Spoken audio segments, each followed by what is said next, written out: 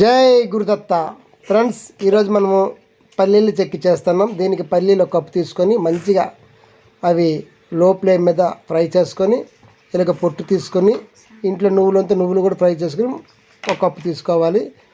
ఒక కప్పు పల్లీలకి ఒక కప్పు బెల్లం తీసుకొని ఇలాగా మంచిగా పాకం వచ్చేటట్లు పాకం చేసుకోవాలి. లో ఫ్లేమ్ మీద ఎంత పాకం తీస్తే అంత మంచిగా వస్తుంది పాకం. ఈ యొక్క పల్లీలకి పాకం మెయిన్. చూసారు కదా, అలా పాకం తీసేటప్పుడు సౌండ్ మనకి టక్ టక్ అని సౌండ్ వస్తుంది. అప్పుడు పర్ఫెక్ట్. ఇప్పుడు ఆ పల్లీని ఆ పాకంలో మనం వేసుకోవాలి.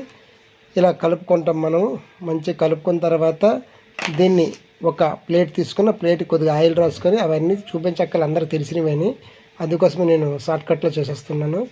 ఇలాగా ఒక ప్లేట్లో మనము ఈ యొక్క పాకాన్ని వేసి మంచిగా స్ప్రెడ్ చేసుకోవాలి. మంచి స్ప్రెడ్ చేసుకున్నాం కదా, దీన్ని ఒక పక్కన పెట్టుకుంటే మనకు పర్ఫెక్ట్ చెక్కి. షాపుల్లో తయారు చేసేవాళ్ళు ఎలా చేస్తారో మనకు తెలియదు కాబట్టి మన ఇంట్లో మనమే మంచి పల్లీలతో చేసుకోవాలి. ఈవినింగ్కి స్కూల్కి వెళ్ళేటప్పుడు ఈ స్నాక్స్ బదులుగా వీటిని మనము పిల్లల బాక్సులో పెట్టుకుంటే ఇవి ఆరోగ్యానికి చాలా మంచిది, హెల్తీ కూడా. కాబట్టి అందరూ ఇవి చేసుకొని తినాలని కోరుకుంటున్నాను.